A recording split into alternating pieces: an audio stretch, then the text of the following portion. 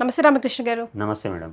Sir, తిండితో సంబంధం లేకుండా కాన్స్టిపేషన్తో ఇబ్బంది పడుతున్న వాళ్ళు చాలా మంది ఉన్నారు. అసలు ఏజెస్తో సంబంధం లేకుండా కాన్స్టిపేషన్లో కూడా అసలు కొంతమందిని గంటలు గంటలు అసలు బాత్రూంలో ఏం చేస్తారో అర్థం కాదు సార్. నాకు పాపం వాళ్ళ బాధ వర్ణనాతీతం. మేబీ వాడికే అర్థం కాల బాధ, కానీ అసలు అలా ఉన్న వాళ్ళకి సైకలాజికల్గా కూడా ఎఫెక్ట్ అవుతుందని విన్నాను.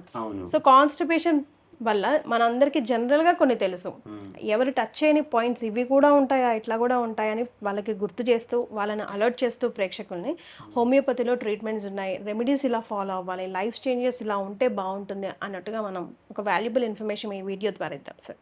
So why constipation is so common today? Constipation అంటే ఏంటి మేడం? మలబద్ధకం. ముక్కి మోషన్ పోవాలి. సో మలబద్ధకం అనేది ఒక symptom, it's not a disease. So ఎన్నో రోగాలకు మలబద్ధకం అనేది ఒక సిమ్టమ్. సో దీనికి మేజర్ సిమ్టమ్. ఇంకొకటి గుర్తుపెట్టుకోండి, ఇప్పుడు ఇల్లు ఉంది మేడం, మనం మంచిగా స్వీపింగ్ చేయలేదు, ఉడవలేదు, ఎట్లయిపోతుంది? అంతేగా, ఇల్లంతా ఖరాబ్ అవుతుంది, చికాక్ అనేది డెవలప్ అవుతుంది. మన గట్లో కూడా మోషన్ అంటే ఏంది? వేస్ట్. ఓకే, మన గట్ నుంచి అది బయటికి వెళ్ళిపోవాలి. ఓకే, వెళ్ళిపోతేనే మనం హెల్తీగా ఉంటాం. సో గట్ హెల్త్ బాగుంటేనే మనకు అన్ని ఆరోగ్య సమస్యల నుంచి విముక్తి అనేది ఉంటుంది. సో గట్ హెల్త్, మన చెత్త పోవట్లేదు, అప్పుడు ఆరోగ్యం ఖరాబ్ అవుతుంది. సో ఏ సందర్భాలలో కాన్స్టిపేషన్ చూస్తాం, అది చాలా ఇంపార్టెంట్. మీరు ఎందుకు వస్తుంది సార్ ఈ మధ్య కాలంలో ఎక్కువ ఉంది అని అంటే, ఇప్పుడు స్ట్రెస్ ఎక్కువ అవుతుందండి. సింపుల్, స్ట్రెస్ ఎక్కువ అయితే ఏమవుతుంది? చాలా మందికి థైరాయిడ్ సమస్యతో బాధపడుతుంటారు. ఇప్పుడు థైరాయిడ్లో మలబద్ధకం సమస్య అనేది ఉంటుంది. అందులో హైపోథైరాయిడ్లో మలబద్ధకం సమస్య అనేది ఎక్కువ ఉంటుంది. ఎందుకంటే హైపో అని గుర్తుపెట్టుకోండి. ఇప్పుడు సింపుల్ గ్రైండర్ ఉంది, హైపో అంటే ఏంది? స్లో. 1 నెంబర్లో పెడతాం, పొడి కావాలంటే తొందర అవుతుందా మేడం? సో మన డైజెషన్ ప్రాసెస్ కూడా దెబ్బతింటుంది. సో హైపోథైరాయిడిజంలో కాన్స్టిపేషన్ ఉంటుంది. ఇంకొకటి రెండవది ఇరిటబుల్ బవల్ సిండ్రోమ్ అని అంటారు. అవి 2 రకాలు ఉంటాయి. ఇరిటబుల్ బవల్ సిండ్రోమ్లో 2, ఒకటి డయేరియా ఉంటుంది, ఒకటి కాన్స్టిపేషన్ ఉంటుంది, మలబద్ధకం ఉంటుంది. సో ఇరిటబుల్ బవల్ సిండ్రోమ్లో కూడా ఆటోమేటిక్గా మలబద్ధకం వచ్చే ఛాన్సెస్ ఉంటుంది. ఇంకొకటి పెద్ద పేగు మరియు చిన్న పేగు, అంటే స్మాల్ ఇంటెస్టైనల్ సంబంధించినది, SIBO, small intestinal bacterial over growth. So అలాంటి అంటే స్మాల్ ఇంటెస్టైన్, చిన్న పేగుకు సంబంధించినటువంటి ఏదైనా వ్యాధులు ఉన్నాయనుకోండి, అప్పుడు కూడా ఆటోమేటిక్గా ఏమవుతుంది? మలబద్ధకం వస్తుంది, అంటే కాన్స్టిపేషన్ వస్తుంది. పెద్ద పేగుకు సంబంధించిన ఏదైనా ప్రాబ్లం ఉందనుకోండి, దానివల్ల కూడా కాన్స్టిపేషన్ వస్తుంది. కొన్ని రకాల మందులు. సో చాలామంది చాలా ఇష్టం ఉన్నట్టు ఏం చేస్తారు, నొప్పి వస్తుందంటే పెయిన్ కిల్లర్ వేసుకుంటారు. పెయిన్ కిల్లర్ వేసుకుంటారా? పెయిన్ కిల్లర్ వేసుకోకుండా ఊరికే ఉండొద్దురా బాబు, కడుపులో మంట వస్తుంది అని యాంటాసిడ్ వేసేసుకుంటారు. యాంటాసిడ్ వేసుకుంటే ఏమవుతుంది? యాంటీ యాసిడ్, అంటే యాసిడ్ని ఉత్పత్తి చేయకుండా చేసేది యాంటాసిడ్. సో యాసిడ్ ఏం చేస్తుంది? మన కడుపులో తిన్నది అరిగేటట్టు చేస్తుంది. ఇప్పుడు యాంటాసిడ్ గోళీ వేసుకుంటాం మనం, అప్పుడు ఏమవుతుంది? యాసిడ్ అనేది ఉత్పత్తి కాదు. సో డైజెషన్ అనేది సరిగా కాదు. డైజెషన్ అనేది సరిగ్గా కాకపోతే ఏమవుతుంది? మలబద్ధకం వస్తుంది. ఇప్పుడు సైడ్ ఎఫెక్ట్లు అని జనాలు అందరూ అడుగుతారు, ఏంద్రా బాబు సైడ్ ఎఫెక్ట్ అంటే ఇదే, ఏది పడితే అది గోళీలు వేసుకుంటారు. పుట్నాలు పుట్టినట్టు, అంటే తప్పుగా అనుకోకండి, అట్లా గోళీలు వేసేసుకుంటారు. మెడికల్ షాప్కి పోతారు, పెయిన్ కిల్లర్ వేసుకుంటారు, యాంటాసిడ్ వేసుకుంటారు, లేకపోతే ఇంకా పౌడర్లు దొరుకుతాయి కదా, పేర్లు చెప్పరాదు కానీ నేను, ఆ పౌడర్లు దొరుకుతాయి, గ్లాస్ తీయాలి, దాంట్లో పోయాలి, తాగాలి. మరి బాధ అలాంటిది కదా సార్, ఉపశమనం ఉండాలి కదా, ఇన్స్టెంట్ ఉపశమనం కావాలి, పైగా మాకు అన్ని రెడీమేడే. నేను కొన్ని డైటరీ టిప్స్ చెప్తాను మేడం, మీరు ఇది ఫాలో చేయండి, ఆటోమేటిక్గా మీకు ఎంతో కొంత ఉపశమనం దొరుకుతుంది. సింపుల్ అండి. మనము ఎప్పుడైనా కానీ కాన్స్టిపేషన్ అంటే మోషన్, మలం అనేది ముందుకు జారదు, దాన్ని ఏమంటారు? పెరిస్టాల్టిక్ మూమెంట్స్ అంటారు. అంటే లోపట ఉన్నది ముందుకు జారాలి. సో ముందుకు జారకపోతే ఏమవుతుంది? ఆటోమేటిక్గా మలబద్ధకం వస్తుంది. సో మన శరీరంలో కాంట్రాక్షన్ కావడానికి కాల్షియం అవసరం, రిలాక్సేషన్ కావడానికి మెగ్నీషియం అవసరం. మెగ్నీషియం అంటే రిలాక్సేషన్. సో అంటే కాంట్రాక్షన్ రిలాక్సేషన్. ఇప్పుడు మజిల్ ఇట్లా ఉండాలి, అప్పుడే కదా ప్రెస్ చేస్తే ముందుకు పోతుంది. ఇప్పుడు మెగ్నీషియం లోపం ఉందనుకోండి, ఆటోమేటిక్గా మలబద్ధకం అనేది డెవలప్ అవుతుంది. మెగ్నీషియం లోపం ఎందుకు వస్తుంది? నిద్రలేమి సమస్యతో బాధపడుతుంటే మళ్ళీ మెగ్నీషియం లేకపోతేనే స్లీప్ సరిగ్గా రాదు కదా సార్. అవును, మెగ్నీషియం. ఇప్పుడు మనం కాల్షియం మెగ్నీషియం డెవలప్ చేసుకోవాలంటారు బాడీలో, అంతేనా? అంటే కాల్షియం మెగ్నీషియం అన్ని ఇంటర్ రిలేటెడ్ మేడం ఇది.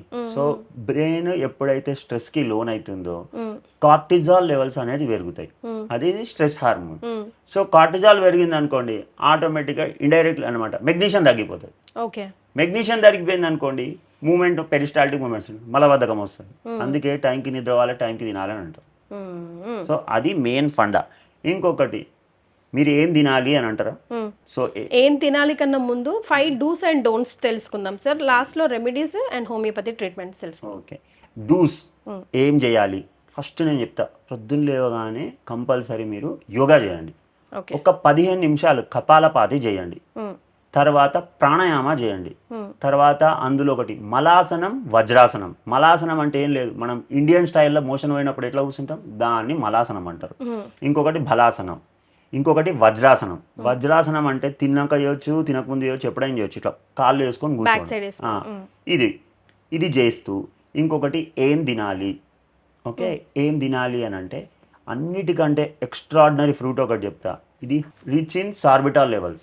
సార్బిటాల్ ఏం చేస్తుంది అని అంటే ఈ ఫ్రూట్ తీసుకుంటే సార్బిటాల్ ఏం చేస్తుంది అంటే మన పొట్ట, మన intestine, large intestine, small intestine చుట్టూ ఉన్న నీటిని అన్ని గుంజేస్తుంది. ఎప్పుడైతే నీటిని గుంజేస్తుందో మోషన్ అనేది మంచిగా పోతుంది. సార్బిటాల్ లెవెల్స్ ఎక్కువ ఉండే ఫ్రూట్ ఏదన్నా ఉంది అని అంటే మలబద్ధకంకి ఇది ఎక్స్ట్రాడినరీగా పనిచేస్తుంది. ప్రూన్స్, అల్బుకారా అంటారు, ఐడియా ఉంది కానీ డ్రై ప్రూన్స్. అవి తీసుకున్నట్టయితే ఎట్లా తీసుకోవాలి, 1 డే బిఫోర్ ఒక హాఫ్ బౌల్ వాటర్ తీసుకోండి, ఒక 4 డ్రై ప్రూన్స్ నానబెట్టండి, దాంట్లో 4 కిస్మిస్లు నానేసేయండి, దాంట్లో ఒక 4 పంకిన్ సీడ్స్ నానేసేయండి, ఇవి ఇంకొకటి వాల్నట్స్ నానేయండి. ఇవి నానబెట్టి నెక్స్ట్ డే తినండి. ఆ వాటర్ కూడా తాగండి, అది కూడా తినండి. ఎందుకు ఇవి అని అంటే సార్బిటాల్ లెవెల్స్ ఎక్కువ ఉంటాయి కాబట్టి నీటిని గుంజేస్తుంది, కాబట్టి మలం అనేది ఈజీగా మూమెంట్ పోతుంది. సో కాన్స్టిపేషన్కి ఇది ఎక్స్ట్రాడినరీగా పనిచేస్తుంది. మీ నోట్లో నుంచి ఫైబర్ అన్నవాడు ఎప్పుడు వస్తుందా అని వెయిట్ చేస్తున్నాను. ఎందుకంటే కాన్స్టిపేషన్ అంటే ఫైబర్ ఫుడ్ తినండి, ఫైబర్ ఫైబర్ ఫైబర్ ఫైబర్ అంటూ ఉంటారు కదా. ఆ వర్డ్ ఇంకా రావట్లేదు ఏంటని వెయిట్ చేస్తున్నా. సరే, ఇందాక డూస్ చెప్పారు, ఇప్పుడు డోంట్స్ చెప్పండి. ఇది చేయకండి లైఫ్ స్టైల్ చేంజెస్కి. సింపుల్ అండి, టైంకి నిద్రపోండి. మాకు రాదు నిద్ర రాకపోతే 24 గంటలు ఫోన్లు చూసుకుంటే ఏడా నిద్ర వస్తుంది మేడం. ఒకటి గుర్తుపెట్టుకోండి, బ్రెయిన్ ఎట్లా పనిచేస్తుంది అంటే ఇప్పుడు మీరు లైట్ లేచి ఉందనుకోండి, బ్రెయిన్ అది కూడా పర్టికులర్గా ఫోన్లో బ్లూ లైట్ ఉంటుంది. బ్లూ లైట్ ఏం చేస్తుంది అని అంటే మన స్లీప్ సెంటర్ని డిస్టర్బ్ చేసేస్తుంది. స్లీప్ సెంటర్ని డిస్టర్బ్ అంటే ఇంకా నేను పగలే ఉంది కావచ్చు అని నిద్రపో. అదే ఫోన్ తీసి పక్కకు పడేయండి. ఫోను బెడ్రూమ్లోకి తీసుకురాకండి, అసలు పక్కకు పడేసండి. పుస్తకం పట్టుకోండి. అబ్బా నాకు పుస్తకం పట్టుకుంటే చిన్నప్పటి నుంచి కూడా అంతే, బుక్ పట్టే నిద్ర వస్తుంది. ఇప్పుడు కూడా అంతే, బుక్ తీసుకోండి, చదవండి, ఆటోమేటిక్గా నిద్ర వస్తుంది. ఎందుకు రాదు, మంచి మ్యూజిక్ పెట్టుకోండి, ప్లజెంట్ మ్యూజిక్. ఆటోమేటిక్గా మనం ఎక్కడైనా పోతుంటే, ఇప్పుడు ఎక్కడైనా గుర్తుపెట్టుకోండి, ఫ్లైట్ ఉంటుంది, ఫ్లైట్లో పోతాం లైట్లు బంద్ చేస్తారు, బస్సులో పోతాం లైట్లు బంద్ చేస్తారు. సూదింగ్ మ్యూజిక్, ఏదైనా మంచి మ్యూజిక్ అంటే ఆరామ్ రిలాక్సేషన్ వస్తుంది, ఆటోమేటిక్గా నిద్ర వస్తుందా లేదు. దాన్ని మ్యూజిక్ థెరపీ అని కూడా అంటారు. మ్యూజిక్ వినడం వల్ల కూడా మనకి స్ట్రెస్ తగ్గుతుంది, నిద్ర వస్తుంది. నిద్ర వస్తే మలం మోషన్ కూడా మంచిగా వస్తుంది. సో ఇది ఒక ఫస్ట్ పాయింట్. స్లీప్ అనేది చాలా eat well sleep well extraordinary, correct ఇది. ఇంకొకటి నెక్స్ట్ ఏంది అని అంటే మనం ఏది పడితే తింటాం. ఈ మైదా ఫుడ్ తింటాం, జంక్ ఫుడ్ తింటాం, మోమోస్ తింటాం, తర్వాత బర్గర్లు, పిజ్జాలు, డాంకీలు, మంకీలు, ఏది పడితే తింటాం మనం. సో ఈ చెత్త అంతా తినేసి, ఇప్పుడు చెత్త మనం ఎన్ని గంటలకు తింటాం, 10 గంటలకు తింటాం. పండుకునేది ఎప్పుడు, ఇమీడియట్ తింటాం అంటాం మనం. లేకపోతే చికెను, ఇంకా లేకపోతే మటను, లేకపోతే ఇవన్నీ షవర్మాలు, అడమైన చెత్త అది తిని దాంతోపాటు ఏం చేస్తాం మనం, కూల్ డ్రింకులు తాగుతాం. ఒక కూల్ డ్రింక్లో 10 స్పూన్ల షుగర్ ఉంటుంది. షుగర్ అంటే మళ్ళీ ఏంది, అది కార్బ్స్. అదేం చేస్తుంది, మళ్ళీ లావు చేస్తుంది, ఇన్సులిన్ రెసిస్టెన్స్ డెవలప్ చేస్తుంది, థైరాయిడ్ డెవలప్ చేస్తుంది, ఈ అడమైన అన్నీ చేస్తుంది. సో మళ్ళీ నిద్ర డిస్టర్బ్ అవుతాం. నేను అనేది ఏంటంటే డైట్ ఇవన్నీ అవాయిడ్ చేయండి. ఇంకొకటి ఏంటంటే నిద్ర మంచిగా రావాలంటే పడుకునే 4 గంటల ముందు డిన్నర్ ఆపేసేయాలి. ఎందుకంటే మన డైజెషన్ జరగాలి అంటే 4 గంటలు పడుతుంది. సో ఆ డైజెషన్ అంతా జరుగుతుంది అంటే ప్రెజర్ అంతా ఇక్కడ ఉంటుంది, ఆటోమేటిక్గా వర్క్ చేస్తుంటుంది బ్లడ్ సప్లై. సో డిస్టర్బెన్స్ అవుతుంది కాబట్టి నిద్ర అనేది రాదు. అందుకే మనకు ఏంది అని అంటే సూర్యాస్తయం లోపల తినాలి అని అంటారు.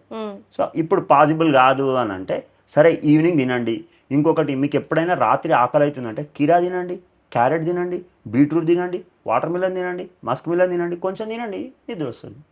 సో ఈ ఫ్రూట్స్ బాగా తీసుకొని డిన్నర్ తొందరగా క్లోజ్ చేస్తే మంచిది, సగం ప్రాబ్లం సాల్వ్. మూడోది మీరు అన్నారు కదా ఫైబర్ ఫుడ్. అన్నిటికంటే మంచిది ఏంటంటే ఫైబర్ ఫుడ్ తీసుకోవడం వల్ల ఆటోమేటిక్గా మలం అనేది ముందుకు సాగుతుంది. ఇంకొకటి యాసిడిటీ కూడా తగ్గిపోతుంది. అన్నం తినే ముందు గుర్తుపెట్టుకోండి, సలాడ్ తిన్న తర్వాత కాదు, అన్నం తినే ముందు, లేకపోతే బ్రేక్ఫాస్ట్ చేసే ముందు, డిన్నర్ చేసే ముందు కీరా, క్యారెట్, బీట్రూట్ ఇవి తినండి. తినడం వల్ల ఏమవుతుంది, ఆటోమేటిక్గా డైజెషన్ అనేది ఇంప్రూవ్ అవుతుంది. సో కాన్స్టిపేషన్ తగ్గుతుంది, అసిడిటీ తగ్గుతుంది, నిద్ర వస్తుంది.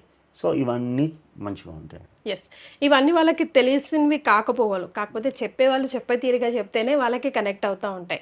అయితే కాన్స్టిపేషన్ ప్రాబ్లమ్ ఫేస్ చేస్తున్నామని not every kid or every women or every men will come and speak sir. ఇంకా మొహమాట పడుతూ ఉంటారు, చెప్పుకోరు.